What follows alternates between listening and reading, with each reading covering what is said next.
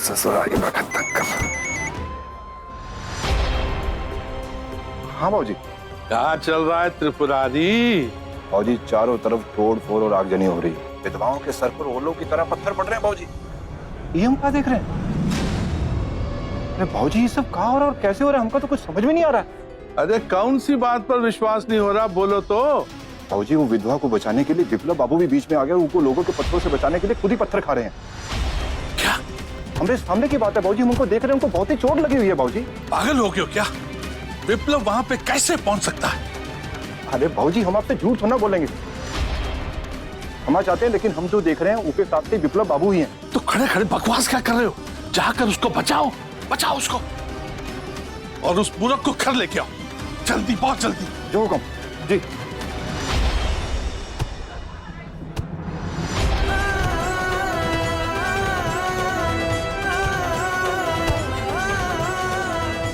ये कैसे हो सकता है?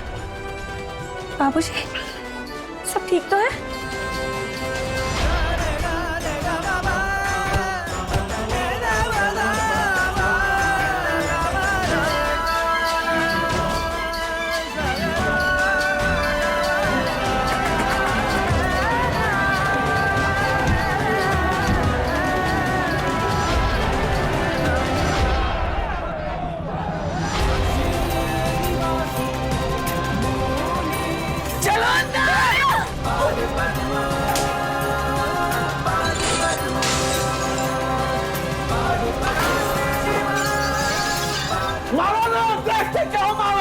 ये पंडित ये सब क्या कर रहे हो?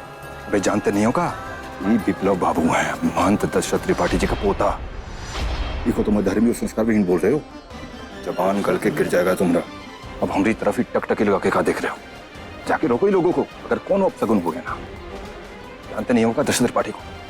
रुको रुको, तुम लोग रुको। अरे इस पापन को इसकी सजा मिल गई है। अरे हम लोग को कानून को अपने हाथ में लेने का कोई अधिकार नहीं है। चलो, नहीं तो सभी लोग हम लोग फंस जाएंगे। अरे ब्रह्म हत्या का पाप लग जाएगा। चलो चलो तुम लोग बाहर चलो।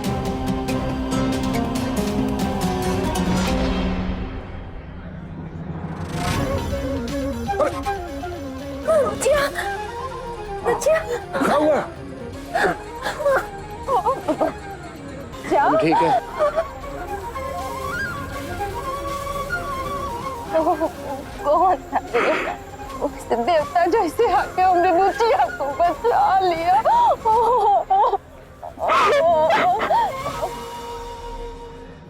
अरे उसे क्या जरूरत थी उस विधवा की मदद करने की? शहर में बहुत कुछ उल्टा सीधा होता रहता है, तो क्या हर जगह जाके खड़ा हो जाएगा? बेवकूफ कहीं का। क्या समझाए इस लड़के को? हमसे कह के गया था कि दोस्तों से मिलने जा रहा हूं, पर पता नहीं वहां कैसे पहुंच गया। ये अभी तक डॉक्टर क्यों नहीं आया शंभू? बाबूजी फोन कर दिया, आता ही होगा। अभी तक नहीं आया मेरा विप्लव। आप तो बीच में बोलो मत। जब भी देखो बीच में बोलती रहती हैं आप।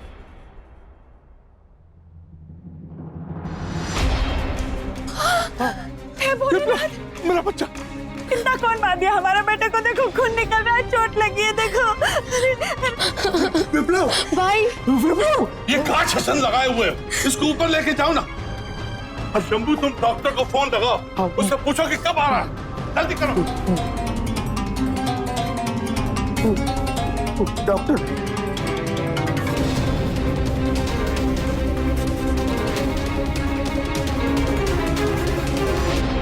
विप्लव, मेरे बच्चे, विप्लव विप्लव।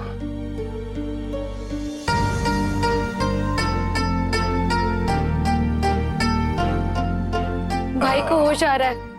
भाई उठो। आइए डॉक्टर साहब, आइए आइए।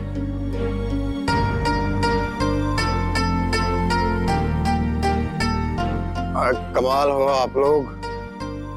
अरे ठीक है हम।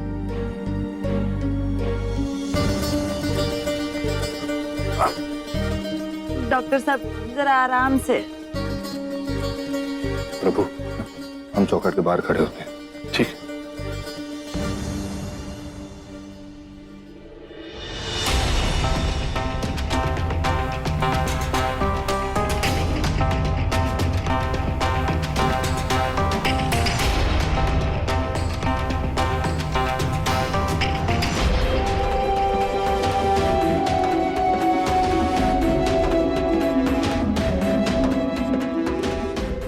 है बाबूजी का असली महल। विप्लव बाबा की कृपा न होती तो इसे देखने का मौका नहीं मिलता। महल के सामने तो हमारा घर बिल्कुल ही खंडर दिखता है। सही हो गुरु महाराज, तुम जियो जड़ाऊं में और हम चले खड़ाऊं में।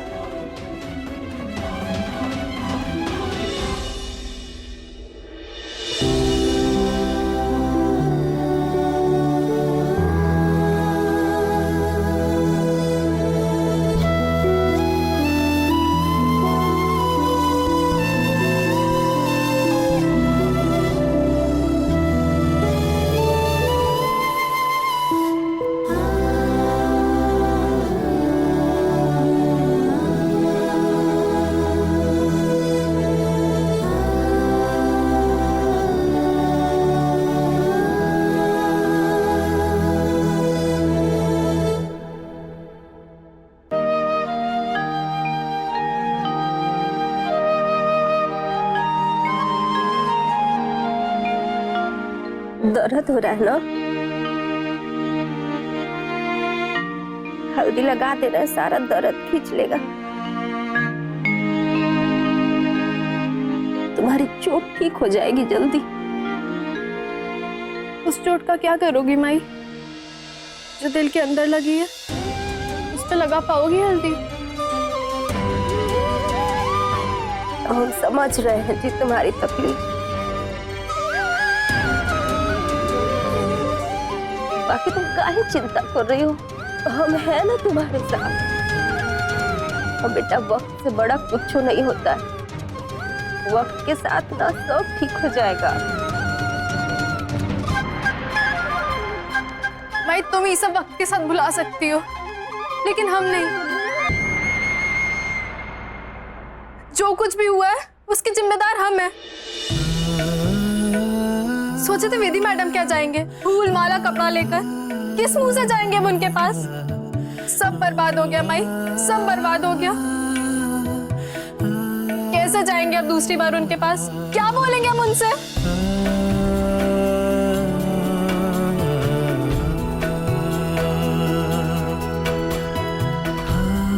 तुम सब कुछ अपने ऊपर काहे ले रहे हो? बाकी एक बात बताओ, तुम काहे गई अकेले बाहर? तुमको कुछ हो जाता तो? वो भीड़ तुमको मार डालती, कुछ कर देती तो? भाई, हम जिम्मेदार थे इन सब चीजों के। सजा हमें मिलनी चाहिए, पूरे आश्रम को नहीं। हम नानी, हमारे लिए तो पूरा संसार तुम हो। तुमको कुछ हो जाता तो हम कैसे जीते जी? हम मर जाते धानी, हम मर जाते तुम्हारे बिना बेटा। हम मर जाते बुच्चिया, मर जाते।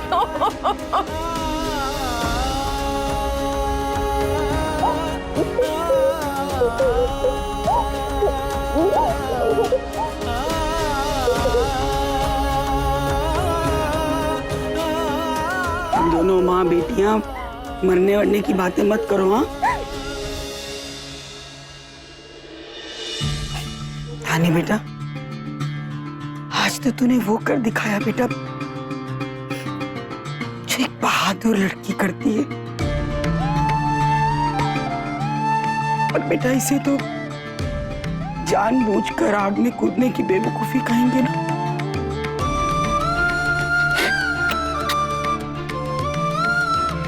वो तो अच्छा है कि उस लड़के ने आकर तुझे बचा लिया बेटा, वरना तो पता नहीं वो पागल भीड़ तेरे साथ क्या करती, कहीं तुझे।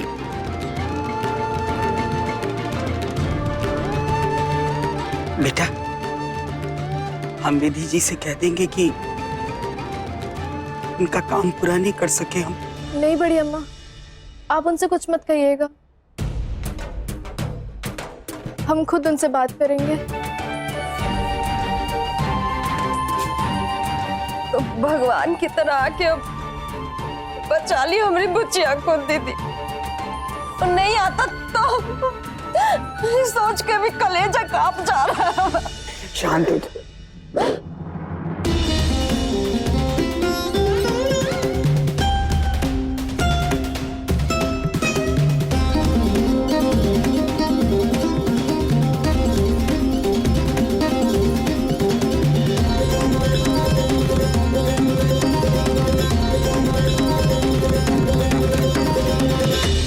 नहीं लगवाएंगे दादाजी इंजेक्शन। हमारा पोता होकर एक छोटे से इंजेक्शन से डरते हो? हाँ। डॉक्टर साहब कहते हैं कि बाहर का जख्म है, जल्दी सूख जाएगा। हम नहीं लगवाएंगे। देखिए विप्लव बाबू, अगर आप इंजेक्शन लगवा लेंगे तो आपकी तबीयत बहुत जल्दी अच्छी हो जाएगी और आपको दवाइयाँ भी नहीं खानी पड़ेंगी। हम दवाइयाँ खा लेंगे लेकिन इंजेक्शन नहीं लगवाएंगे। इंजेक्शन लगवा लो बेटा, हमारी सौगंध। लो फिर मार लो हमें। बेटा मनी मन हनुमान चालीसा पढ़ना शुरू कर दो।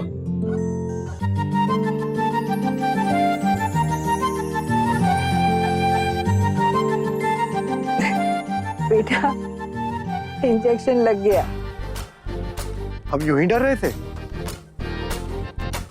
डॉक्टर साहब एक काम कीजिए, एक और लगाइए, हम जल्दी ठीक हो जाएंगे। विप्लव बाबू, अब आप 3-4 दिन आराम कीजिए, मैं कुछ दवाइयाँ इन्हें दे देता हूँ, आप टाइम टू टाइम खाते रहिएगा। मैं कल फिर आऊंगा चेक करने की। ठीक है जी, धन्यवाद। नमस्ते।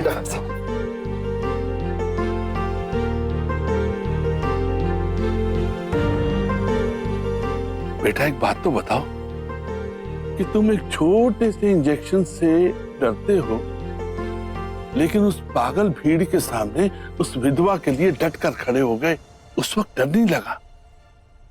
ये तो बताओ कि वो भीड़ वहां पे क्यों आई थी, वो लोग उस विधवा से क्यों नाराज हुए थे और तुम वहां पे क्यों गए थे, और वो क्या समस्या थी कि वो भीड़ उस विधवा के से नाराज हो गई थी? पता नहीं वो भीड़ कहां से आई दादाजी। हम तो हमारे दोस्तों से मिलने जा रहे थे, हमने देखा कि रास्ता जाम है तो हमने दूसरा रास्ता ले लिया। वहां देखा कि आश्रम के बाहर लोग जमा है और किसी को मारने की बात कर रहे थे, तो हम उतर के गए वहां पर, देखे।